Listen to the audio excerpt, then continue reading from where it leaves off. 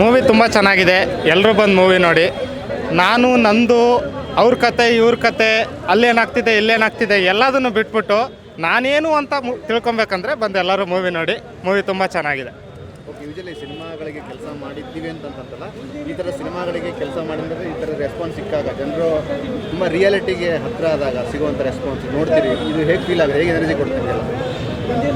ನಾವು ಮೂವಿಯಲ್ಲಿ ಕೆಲಸ ಮಾಡಿದ್ದೀವಿ ಅನ್ನೋದಕ್ಕಿಂತನೂ ಉಪೇಂದ್ರ ಸರ್ದು ಒಂದು ದೊಡ್ಡ ಫ್ಯಾನು ಅನ್ನೋದು ಇವಾಗ ಎಲ್ಲರೂ ಬಂದಿರೋರೆಲ್ಲ ಫ್ಯಾನ್ಸೇ. ಆದರೆ ಇಲ್ಲಿ ಈ ಮೂವಿಯಲ್ಲಿ ನಾನೇನು ಅಂತ ತಿಳ್ಕೊಬೇಕು ಅಂತ ಹೇಳಿದ್ರೆ ಬಂದು ಮೂವಿ ನೋಡಬೇಕು. ನಾನೇನು ಅಂತ ತಿಳ್ಕೊಬೇಕಂದ್ರೆ ಮೂವಿ ನೋಡಬೇಕು. ನಿಮ್ಮನ್ನು ನೀವು ಈ ಮೂವಿಯಲ್ಲಿ ನೋಡ್ತೀರಾ. ಪ್ರತಿಯೊಂದು ಸೀನಲ್ಲೂ ಒಂದೊಂದು ನೀವೇನು ಅನ್ನೋದು ಪ್ರತಿಯೊಂದು ಸೀನಲ್ಲೂ ನಿಮಗೆ ಗೊತ್ತಾಗ್ತಾ ಹೋಗುತ್ತೆ. ಅದಕ್ಕೋಸ್ಕರ ಆದರೆ ಎಲ್ಲರೂ ಬಂದು ಮೂವಿ ನೋಡಿ.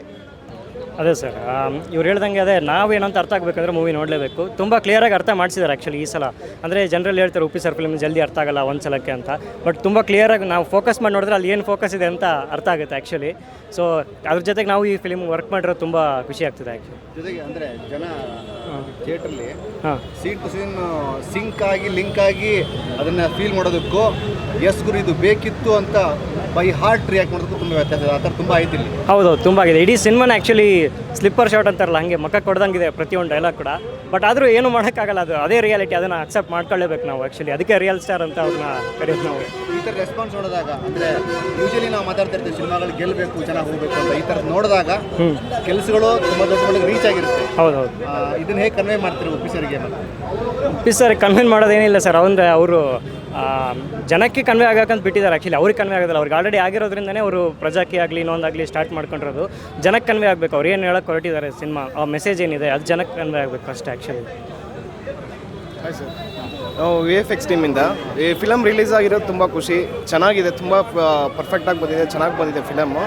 ಬಟ್ ಇನ್ನೊಂದು ಏನಂದರೆ VFX ಟೀಮ್ ಕಡೆಯಿಂದ ಒಂದು ಹಾಲಿವುಡ್ ಲೆವೆಲ್ ಕ್ಲಾರಿಟಿ ಸಿಕ್ಕಿದೆ. ಎಲ್ಲೂ ಬಂದ್ಬಿಟ್ಟು ಸ್ವಲ್ಪ ಮಿಸ್ ಮ್ಯಾಚ್ ಆಗಿಲ್ಲ, ಚೆನ್ನಾಗಿ ಬಂದಿದೆ. ಅದು ತುಂಬ ಖುಷಿ ಆಗ್ತಿದೆ. ಮತ್ತು ಫಿಲಮ್ ಬಂದ್ಬಿಟ್ಟು ಫೋಕಸ್ ಒಂದೊಂದು ಕಡೆ ಸಿಕ್ಕಿಲ್ಲ. ಇನ್ನೂ ಒಂದು 2 ಸಲ ನೋಡಬೇಕಂತ ಅನಿಸ್ತದೆ.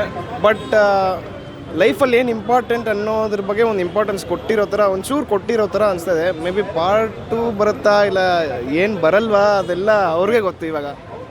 ಓಕೆ, ನಿಮಗೆ ಏನು ಫೀಲ್ ಆಗಿತ್ತು UI ಅಂದಾಗ? ಈಗ ತುಂಬ ಥರದ ಡೈಮೆನ್ಷನ್ ಓಪನ್ ಆಗಿಬಿಡ್ತು, ತುಂಬ ಡೈಮೆನ್ಷನ್ ಓಪನ್ ಆಗಿತ್ತು.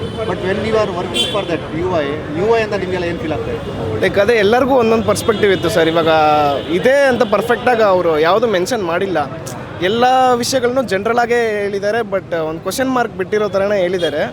ಅದರಿಂದ ಬಂದ್ಬಿಟ್ಟು ಅದೇ every once perspective is different. ಅದರಿಂದ ಬಂದ್ಬಿಟ್ಟು ಒಬ್ಬೊಬ್ರಿಗೆ ಹೆಂಗೆ ಅನ್ಸುತ್ತೋ ಅದು ಗೊತ್ತಿಲ್ಲ. ಯಾರನ್ನೂ ಓಪನ್ ಆಗಿ ಹೇಳ್ಕೊಳ್ಳೋ ಥರ ಅದು ಬಿಡ್ತಾ ಹಂಗಿಲ್ಲ. ಪರ್ಸ್ನಲ್ UI ಅಂದಾಗ ಲೈಕ್ ರಿಯಾಲಿಟಿ ಇನ್ನೇನು ಇಲ್ಲ. ಈಗ ರಿಯಲ್ ಲೈಫ್ ಏನಿದೆ, ಈಗ ರಿಯಾಲಿಟಿ ಏನಿದೆ ಅದೇ UI. ಅದನ್ನೇ ತೋರಿಸಿರೋದು ಜನಗಳಿಗೆ. ಸೊ ಅದೇ ಮೇಯ್ನು, ಅದನ್ನೇ ಫೋಕಸ್ ಮಾಡಿ ಅಂತ ಹೇಳಿರೋದು. ಈಗ ಉಪ್ಪಿ ಸರ್ ಹೇಳಿರೋದೇ ಮತ್ತೆ ಇಲ್ಲೂ ಅದೇ ನಡೀತಾ ಇದೆ. ಮತ್ತೆ ಹಂಗೆ ಇನ್ನೇನಿಲ್ಲ, ಅಲ್ಲಿ ಮೂವಿ ನೋಡ್ತಾರೆ ಬಂದು ಅದೇ ಮಾಡ್ತಾರೆ ಅಷ್ಟೇ. ಅದನ್ನು ಮಾಡಬೇಡಿ, ಅದನ್ನು ಫೋಕಸ್ ಮಾಡಿ ಅಂತ ಉಪ್ಪಿ ಸರ್ ಹೇಳಿದ್ದಾರೆ. ಸೊ ಅದೇ ಮೂವಿ ಚೆನ್ನಾಗಿದೆ, ತುಂಬ ಚೆನ್ನಾಗಿ ಬಂದಿದೆ. ಮ್ಯೂಸಿಕ್ ಆಗಲಿ VFX ಆಗಲಿ ಎಲ್ಲ ಪ್ರತಿಯೊಂದು ಚೆನ್ನಾಗಿದೆ. ಬಟ್ ಜನಗಳು ಅದನ್ನು ಅರ್ಥ ಮಾಡ್ಕೊಂಡು ಜೀವನ ಮಾಡಬೇಕಷ್ಟೇ, ಅದೇ ಮೇಯ್ನು. ಅವ್ರು ಅದನ್ನು ಕನ್ವೆ ಮಾಡೋಕ್ಕೋಸ್ಕರ ಈ ಮೂವಿ ಮಾಡಿದ್ದಾರೆ. ಇಷ್ಟು ವರ್ಷ ಗ್ಯಾಪ್ ತೊಗೊಂಡಿದ್ರು. ಸೊ ಆ ಗ್ಯಾಪ್ ಬೇಡ ತೊಗೊಂಡ್ರೆ ಇನ್ನೂ ಇದಾಗುತ್ತೆ ಅಂತೇಳಿ ಇವಾಗ ಅರ್ಥ ಮಾಡಿಸಿದ್ದಾರೆ. ಇದ್ರ ಮೇಲೆ ಅರ್ಥ ಮಾಡ್ಕೊಂಡ್ರೆ UI ಜನಗಳೇ ತೋರಿಸ್ತಾರೆ UI ಏನು ಅಂತ, ಅಷ್ಟೇನೇನಿಲ್ಲ. ಈಗ ಮೂವಿಲಿ ನಾವು ಸ್ಕ್ರೀನಲ್ಲಿ 2 ಗಂಟೆಲಿ ನೋಡ್ರೆ UI ಅರ್ಥ ಆಗಲ್ಲ. ನಾವು ನಡೆಸ್ಕೊಂಡು ಹೋಗೋದು UI ಅಷ್ಟೇ. ಅಂದರೆ ನೀವು ನಾನು ಅದೇ ನಾವು ಹೆಂಗಿರ್ತೀವಿ ನಾನು ಅನ್ನೋದೇ ಯಾವುದು ಉಪ್ಪಿ ಸರ್ ಹೇಳಿರೋದು, ಅಷ್ಟೇನೇನಿಲ್ಲ ಸರ್. ಅದು ಮೇಯ್ನು. ಸೊ ನಾವು ಸಿನಿಮಾನ ಇವಾಗ ಸಿನಿಮಾ ಅಂತ ಹೇಳಿ ಸಿನಿಮಾ ಥರನೇ ನೋಡಿರೋ ಆಗಲ್ಲ. ಅದನ್ನು ನಾವು ಅನುಭವಿಸ್ಕೋಬೇಕು, ಅಂದರೆ ಅನುವರ್ಸ್ಕೋಬೇಕು. ಸೊ ಅದನ್ನು ಮಾಡ್ಕೊಂಡ್ರೆ ಮಾತ್ರ ಅದನ್ನೇ ಆಲ್ಮೋಸ್ಟ್ ಸಿನಿಮಾದಲ್ಲಿ ಮಾಡೋದೆಲ್ಲ ಸಿನಿಮಾನ ಒಂದು ಸ್ವಲ್ಪ ಪರ್ಸ್ನಲಾಗಿ ತೊಗೊಂಡು ಅವರು ಅದನ್ನು ಜೀವನದಲ್ಲಿ ಅನುವರ್ಸ್ಕೊಳ್ಳಿ ಅಂತೇಳಿ. ಬಟ್ ಯಾರು ಜನಗಳು ಅದನ್ನ ಮಾಡಲ್ಲ. ಇಲ್ಲಿ ನೋಡ್ಬಿಟ್ಟು ಅಲ್ಲೋಗಿ ಮರೀತಾರೆ. ಕೆಲವರು ಬಂದು ಈ ಸಿನಿಮಾ ಚೆನ್ನಾಗಿಲ್ಲ ಅಂತ ಚಿಟಿಕೆ ಹೊಡೆದಂಗೆ ಹೇಳ್ಬಿಡ್ತಾರೆ. ಅಂದರೆ ಅದ್ರದ್ದು ಕಷ್ಟ ಅದೆಲ್ಲ ಪ್ರತಿಯೊಂದು ಇರುತ್ತೆ.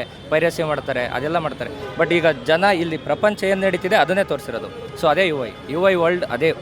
ಈಗ ಏನಿದೆ ಪ್ರಪಂಚ ಅದೇ UI, ಇನ್ನೇನಿಲ್ಲ ಸರ್ ಅಷ್ಟೇ. ಒಂದೊಂದು ಸರಿ ಮೂವಿ ನೋಡಬೇಕಾದ್ರೂ ನಿಮಗೆ ಒಂದೊಂದೊಂದೊಂದು ಅರ್ಥ ಆಗ್ತಾ ಹೋಗುತ್ತೆ. ಒಂದು ಸರಿ ಮೂವಿ ನೋಡಿದ್ರೆ ಒಂಥರ ಅರ್ಥ ಆಗುತ್ತೆ, ಇನ್ನೊಂದು ಸರಿ ಮೂವಿ ನೋಡಿದ್ರೆ ಇನ್ನೊಂದು ಸರಿ ಅರ್ಥ ಆಗುತ್ತೆ. ಆ ಥರ ಇವಾಗ ಅದಂಗೆ ಅರ್ಥ ಆಗಬೇಕು ಅಂತಂದರೆ ಇವಾಗ ನಮ್ಮನ್ನು ನಾವು ಅಲ್ಲಿ ತೊಡಗಿಸ್ಕೊಂಡಾಗ್ಲೇ ನಮಗೆ ಅದು ಅರ್ಥ ಆಗುತ್ತೆ. ಅವಾಗ ಏನಾಗುತ್ತೆ, ನಮ್ಮನ್ನು ನಾವು ಬದಲಾವಣೆ ಮಾಡಿಕೊಂಡು ನಾವು ನಡ್ಕೊಂಡು ಹೋಗ್ಬೇಕಾಗುತ್ತೆ. ತಲೆಯಲ್ಲಿ ಹುಳ ಇರೋದನ್ನ ನಿಮ್ಮ ತಲೆಯಲ್ಲಿರೋ ಹುಳನ ತೆಗಿತೀನಿ ಈ ಫಿಲಮಲ್ಲಿ ಅಂತ ಉಪ್ಪಿ ಸರ್ ಹೇಳಿದರು. ನಿಮ್ಮ ತಲೆಯಲ್ಲಿ ಎಷ್ಟು ಹುಳ ಇದೆಯೋ ಅಷ್ಟು ಸರಿ ಹೋಗಿ ನೀವು ಮೂವಿ ನೋಡಿ ಅಂತ ಹೇಳಿದ್ರು. ಇವಾಗ ನಾನು ಒಂದು ಸರಿ ಹೋಗಿ ನೋಡ್ಕೊಂಬಂದಿದ್ದೀನಿ, ನನ್ನ ತಲೆಯಲ್ಲಿರೋ ಹುಳ ಖಾಲಿ ಆಗಿಲ್ಲ, ಮತ್ತು ಇನ್ನೊಂದು ಸರಿ ಹೋಗ್ಬೇಕು ನಾನು, ಅವಾಗ ನನ್ನ ತಲೆಯಲ್ಲಿರೋ ಹುಳ ಹೋಗ್ಬೋದೇನೋ.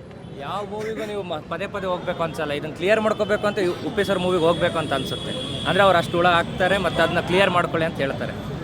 ಇದೊಂಥರ ಮೈಂಡ್ ಡಿಟಾಕ್ಸ್ ಮಾಡ್ದಂಗೆ ಈ ಫಿಲಮ್ ಉಪ್ಪಿ ಸರ್ದು. ಯಾಕಂದರೆ ಎಷ್ಟೊಂದು ವಿಷಯಗಳು ನಾವು ಅನ್ಲರ್ನ್ ಮಾಡ್ಬೇಕಂತ ಹೇಳ್ತೀವಿ, ಒಂದು ವಿಷಯ ತಪ್ಪಾಗಿ ತಿಳ್ಕೊಂಡಿರ್ತೀವಿ, ಅದನ್ನು ತಿರ್ಗಾ ಮತ್ತೆ ಅದು ಸರಿಯಾಗಿದೆ ಅದನ್ನು ನೋಡು, ನೀನು ತಿಳ್ಕೊಂಡಿರೋದು ತಪ್ಪು, ಸರಿಯಾಗಿರೋದನ್ನ ನೋಡು, ಓಪನ್ ಮಾಡ್ಕೊ ಅನ್ನೋ ಥರ ಒಂಥರ ಬೇರೆ ಲೆವೆಲ್.